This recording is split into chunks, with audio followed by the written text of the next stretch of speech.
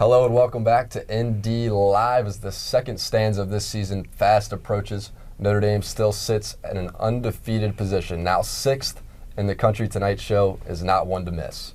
As we'll sit down with the best band hands in all the land and take a look at Notre Dame's incredible defense. Now who better to start with when you're talking about Notre Dame D than the leader of it all, our ND Live Player of the Week, Joe Schmidt. Joe, is this the most fun you ever had playing football, man? Definitely. You know, it's awesome when you're winning football games, playing great defense, and flying around with a bunch of guys that you really like. So having a great time with my brothers and couldn't ask for anything more. So why Notre Dame? You had a couple of offers out of high school. You had the Ivy Leagues that were after you. Why would you want to walk on at Notre Dame? So for me, it was all about trying to pick the place I wanted to go to school. I've been a Notre Dame kid, Notre Dame guy since I was 5 years old. So for me, it was about following a dream. And when I looked at these other schools, obviously some of them were attractive. I had full scholarships to Pac-12 schools, ACC schools. It wasn't about football for me though. It was about going after a dream of mine. And so I didn't ever want to think back on that decision and say, even if I was successful at another school, could I have done that same success? Could I have had that same success in Notre Dame? And so for me, I never wanted to have that kind of regret in my mind. And at least, if I go to Notre Dame and it doesn't work out, at least I give it my all. I love it, baby. What do you say we do the highlights? Let's do it, man. Let's let it ride. Stanford, Notre Dame. It was a cold, wet mess in South Bend, Indiana, led to turnovers like this first Cole Luke interception. Tell me about the pressure, though. So this is just a three-man pressure through the middle. Me and Jalen are coming through the A-gaps, and a Schmidt, which is actually a safety, is following us. Gets a nice hit on Kevin Hogan, and great coverage by Cole Luke down the field, and makes a nice play on the ball in the air. So that was a nice pickup for us in the beginning. Here you guys go. Defense really stiffens up a little bit after Stanford got up 7-0. Oh yeah, I mean this is awesome. ST did a great job getting us down there, and the play opens up right there. Power, have a nice hit on the ball carrier. Offense gets rolling. Everett Golson goes 33 yards down to the Stanford 17. Notre Dame's drive will continue, and it's Chris Brown. Yeah, this play is one of my favorite of the day. Defining moment for our offense. Cover two-man, and kind of cuts Breezy loose. He goes in untouched for the touchdown. It was an awesome play. Here comes the pressure. Jalen, that's awesome. We have a few plays really designed to get Jalen in some isolation on guys. This is a great play call, and Jalen just gets in the armpit, beats him. Great sack. Here's EG, under pressure. Under pressure, 4th and 11. I can barely look at this point. Koyak finds a hole in the end zone, and we all go bananas, this was an awesome moment. This leads us to perhaps the greatest picture in the history of Notre Dame. That's a big statement, bold statement out of you. You want to know what? I'm going to stand by it. Tell me about the moment. What do you remember with Jack Swarbrick? So we actually ran that same pressure, which was awesome. It's 11 seconds left.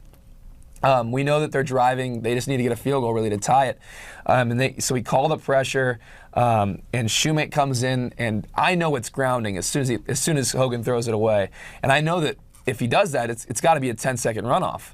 And so I'm looking at the referee, I'm looking at Sheldon Day, and we're both kind of standing there trying to figure out, hey, is this going to be a 10-second runoff? I know it should be. And so as soon as he confirms it, I lose my mind. Sheldon starts running around. I pull off my helmet. I start running for the student section.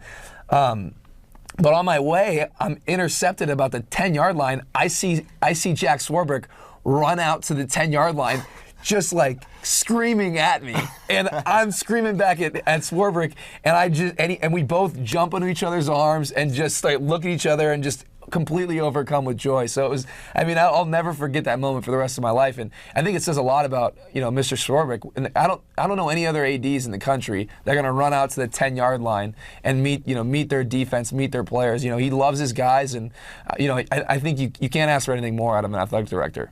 Joe, there's only one word that I can use when I think about having you on the show, and that's legendary. Thanks for being with us, brother. We appreciate it. Yeah, more man. than you'll know. The newest member of our crew now, Laura Thomas, is out working the field. Laura, how are you? Hi, Jack. I'm doing well, thanks. And I'm here outside the Ricky Band Rehearsal Hall. You talk about a lot of great plays that happened last Saturday, but there was one that stood out in particular. Hi, my name is Russell King. I am a senior science, business, and economics major and also the assistant drum major. I had no idea that it was coming towards me till basically the last second, saw it in the air and realized I had a chance to catch it. Normally we stay off the field, but I didn't have to step on the field to catch it, and I just reached out there and grabbed it and pulled it in, and it was a great moment. Boy, the reaction has been absolutely crazy. My Facebook's blown up, and just with all these notifications, and it's definitely a fun experience. I'm glad that our band was able to get some airtime out there, and I just loved every moment of it. Well, it doesn't get much better than the Notre Dame band. For ND Live, I'm Laura Thomas. Back to you in the studio. Alrighty, thanks, Laura. Gotta love the Notre Dame band. You just can't beat it. Our college football insider, Rich Hidy, joins us now. Rich, it's the defensive show. It's the linebacker show. Tell us about these Notre Dame linebackers. Well, I think without the linebackers, without this linebacking position in general, this team would not be in the position that they're in, the number 3 ranked scoring defense in the nation. You have your anchor of this defense in the middle. That's Joe Schmidt, second on the team in tackles, has a forced fumble and a pick this year. And then the other guy lining up just next to him at the will position is Jalen Smith. I think he might be the best linebacker in the country. I think he is the best linebacker in the country. As just a sophomore, a preseason All-American, 6.5 tackles for loss, already has a couple of sacks as well. Lateral movement is incredible strength for a player so young. He's taken charge and has just elevated his game to that next level, which is pretty amazing being that he's so young and just a sophomore. And then James Onwalu, he's starting for this Irish team too. He came in primarily last year as a wide receiver, more of a blocking wide receiver, but he's made that transition as a linebacker nicely. And Rich, you talked about the best linebacker in Jalen Smith. Let me tell you about the best quarterback. That's Everett Golson. He's having a great year so far, but he has a little history with the University of North Carolina. A Heisman caliber year, Jack. And when you look at Everett Golson, he was actually committed to play point guard for the University of North Carolina basketball team. Played for Roy Williams, actually. He was committed to play for Roy Williams, and then he ended up decommitting from North Carolina, was going to be a 2-sport athlete there, ended up transitioning to Notre Dame, and you look at the landscape of this game, how different would it be if Everett Golson was the quarterback and the point guard at North Carolina? Luckily, the Irish have him. He's putting together such a solid campaign this year. He's put up unbelievable numbers, but it helps to have a great defense. And how about the first-year coordinator, Brian Van Gorder? Van Gorder has been great, and he has been great in a hurry. You put together a little piece to help us understand the change in defense and why it's working. A smooth transition is rare. It requires inspiration, a special bond, and the willingness to embrace change. The switch of defensive schemes was a total makeover for this Irish defense. In just one season, Notre Dame overhauled its defense and its overarching mindset. When Bob Diaco became the coach at UConn, Brian Van Gorder took over and seized the challenge of coaching a group originally recruited for the 3-4 system. Since January, he has revived a group that lost 7 starters in the opposite 4-3. Van Gorder is traditional. He will simply overwhelm the opponent with relentless pressure.